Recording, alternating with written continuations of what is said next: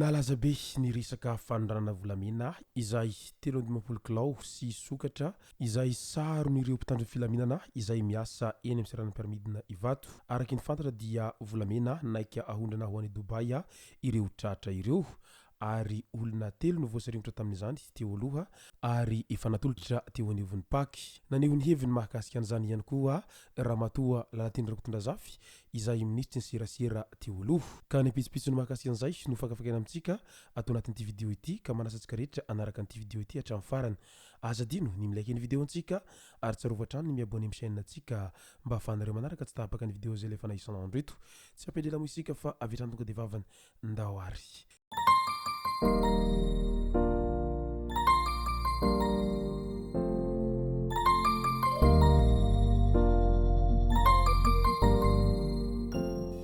Ny tonga tsy miarahaba hono ny namantezitra ka dia faly miarahaba isika rehetra mpanaraka tsy tapaka an'ity chaîne ity ny tenako amin'ity androandroany ity. Araky ny fanatsipoko terem-piantohana dia ny raharaha fandranana volamena sy sokatra izay sarona tamin'iny herinandro iny no horesantsika atao anatin'ity vidéo ity ary sombavambahoaka mo no voasaringotra tao anatin' izany fandranana izany. Tany am-piantohana dia olona miisa 3 no natolotra teo anivon'ny Paky tamin'ny ity raharaha fandranana volamena 3.7 kilograma ity. Lehilahy iray izay nitondra valizy diplomatika saika iondrana tamin'ny sidina Ethiopian Airlines izay mandalo any Addis Abeba hihazo any Dubai no nahatratrarana ireo volamena rehefa nandeha ny fisavana nataon'ny faditseranana ny alakamisy 13 Desambra lasa teo iny. Mpiasa-panjakana roa ao amin'ny ministeran'ny raharaham-bahiny no naterina teny amin'ny Paky na pôle anticorruption miaraka amin'ireo olona izay nitondra ilay volamena. Ny mpiasa-panjakana iray izay nisandoka andraikitra nanao sonia ny taratasy hosoka nanome alalana ny fampiasana ny valizy diplomatika izay nentiny olona io kosa dia mbola karohina ankehitriny. Rehefa avy nandalo teo anivon'ny Paky ireo olona izay voasaringotra tamin'ny raharaha fanondranana volamena 3.7 kilograma teny amin'ny seranam-piramidina Ivato dia nampidirana amponjavonja maika eny tsy afahy ireo olona 3 voarohoroy saika hanondrana volamena izay tratra teny Ivato zay. Taoriny ny akaran'izy ireo ny fampanoavana teny amin'ny Paky tamin'ny andro ny alakamisy alina iny.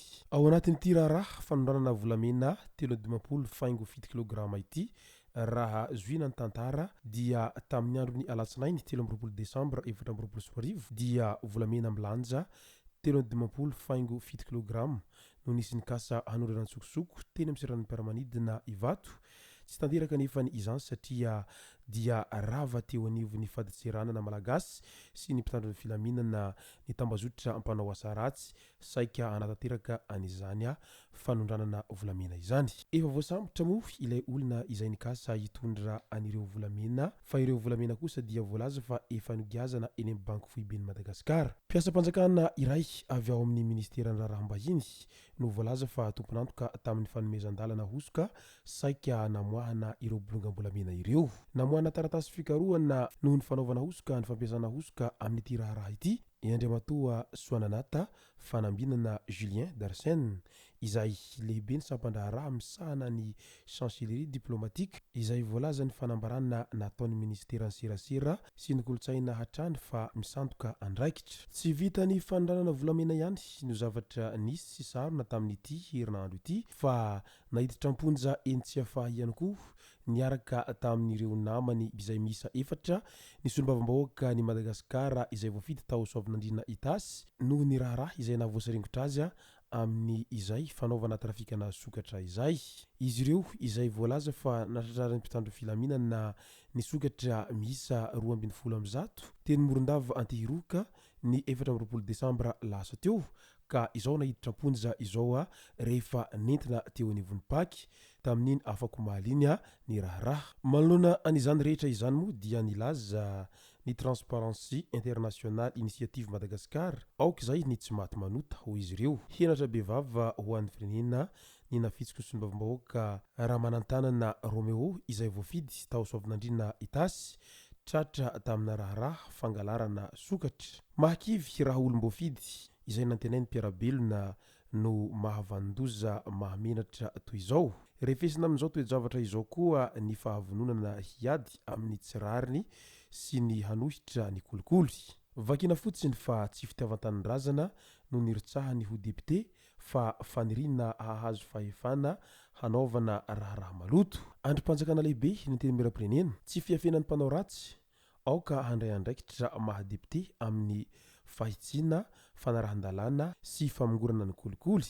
Ny immunité parlementaire koa dia ampatsihivana fa tsy fitaovana azo ampiasaina ho fiarovana amina heloka natao. Aoka tsy maty manota ary ampiharina amin'ny depite ity sy ireo mpiara-miasa aminy ny asa fitsarana ka hahazo ny sazy araky ny lalàna izy ireo. Mbola miantona any koa ny raharaha izay hazo sarobidy tao Ambatondrazaka aloatra mangoro izay tsy refeo intsony ankehitriny. Endrika iray amin'ny tsy maty manota koa izany ary henatra miavosa ho antsika. Toy izany koa ny raharaha momba ny depite Teoloha izay nofidiana tao Vohibato, fitsaram-bahoaka tao Lalazana ambony, Matsiatra ambony izay samy nanaovana fanadihadiana avokoa. Tokony handotatabatra mafy ny anteny miram-pirenena hanambara mihezinezina ary hitsipaka tsy hankisalasalaina ireo fomba ratsy sy ireo izay mpanao azy ka horentany horendanitra entina miady amin'ny kolikoly sy amin'ny fanarahan-dalàna. Io ny voalazany Transparency International Initiative Madagasikara tao ampejiny tao. Tsy niandriela taorian'izay ihany koa i Ramatoa Lalatina Rakotondrazafy izay efa minisitry ny serasera teo aloha raha vantany voanandre fa nisy depite izay voasaringotra amin'izay raharaha izay dia naneho ny heviny izy tao ampejiny tao. Hoy hatrany ny tenany aoka mba tsy asiana état d'arme na sombavambahoaka na olon-tsotra na chef de service fa rehefa vandana dia kary, rehefa mandika lalàna dia saziana hentsitra araky ny lalàna manan-kery. Na iza izany mandika lalàna izany. Raha tsy misy ny fanasaziana dia lasa firaisan'ny tsikombamkomba izany ka tsy azo ekena aza asiana namana sika hatrano an-trano koa ho izy satrany. Eny tena marina aloha izay voalazany Ramatoa Lalatina Rakotondrazafy izay fa tsy tokony ho isika an-trano an-trano rehefa trangan-javatra tahaka an'izao ary indrindraindrindra fa ianao izay sombavambahoaka no nifidiananao mba hitondra ny tenin'ny vahoaka any amin'ny fitondrana faratampony nefa dia ianao indray no mambotry firenena amin'izay fanaovana fanondranana antsokosoko ireo harim-pirenena ireo ka tratra ihany ny farany. Ary ny depite izay tokony ho mpanao lalàna indray izany no lasa depite mpanao trafika izay mandika ny lalàna. Aiza moa no hisy zavatra handeha amin'ny laoniny ao Madagasikara ao raha izao no mitohy. Izay sy izay moa no masaka azona roso tomboko lahy sy tomboko vavy tatao anatin'ity vidéo ity ka misaotra antsika rehetra nanaraka an'ity vidéo ity hatramin'ny farany. Aza dino ny milaiky ny vidéo antsika ary tsarovatra ny miabone amin'ny chaîne antsika mba ahafahanareo manaraka tsy tahapaka ny vidéo izay levako eto isan'andro. Tomboko lahy sy tomboko vavy mankasitraka dia